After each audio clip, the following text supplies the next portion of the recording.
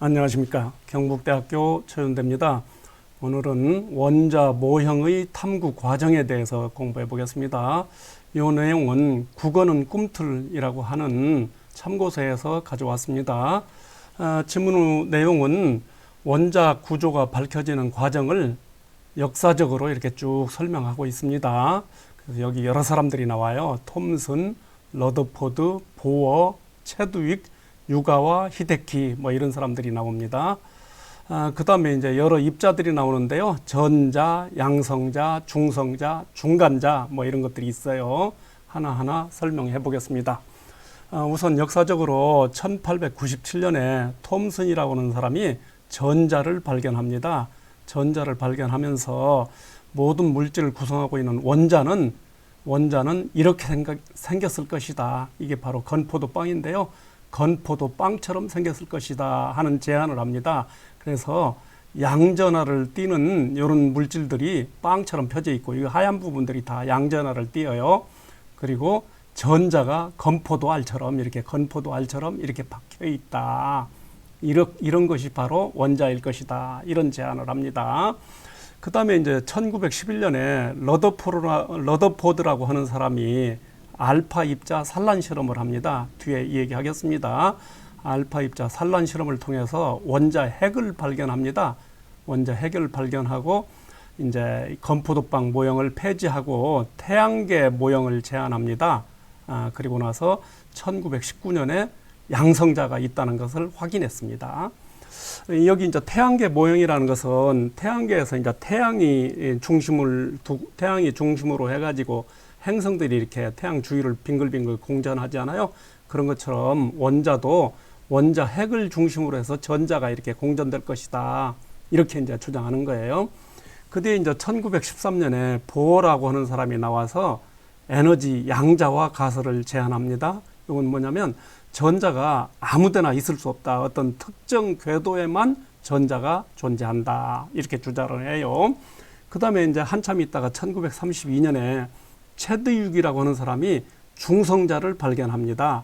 중성자를 발견해요. 그래서 원자 핵이라는 것은 양성자하고 중성자로 구성되어 있을 것이다. 이렇게 이제 주장을 하죠.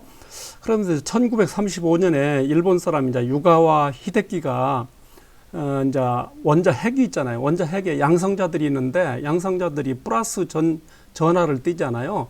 그래서 자꾸 이제 흩어져야 되는데 흩어지지 않는 이유가 바로 중간자를 통해서 중성자가 양성자를 잡아당기게 한다.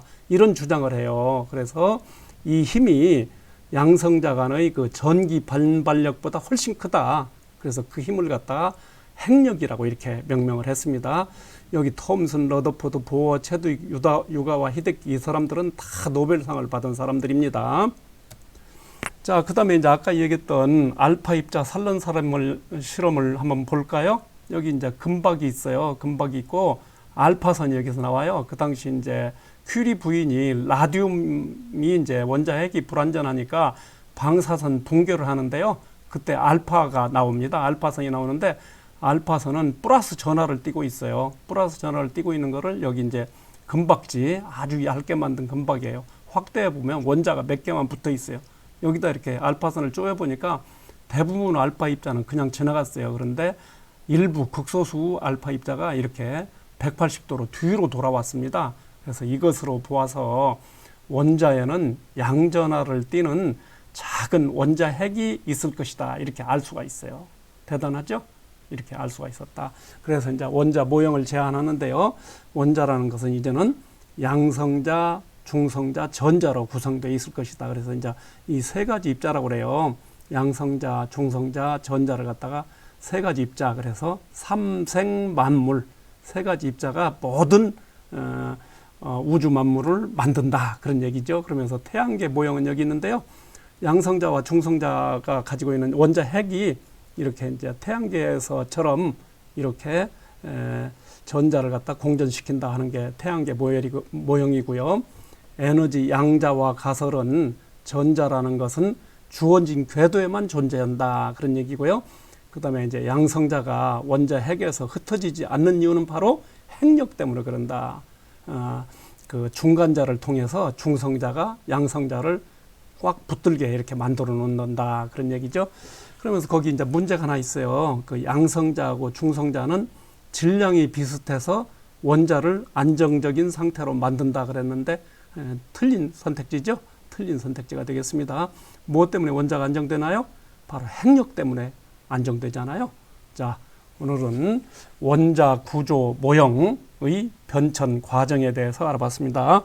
이상입니다.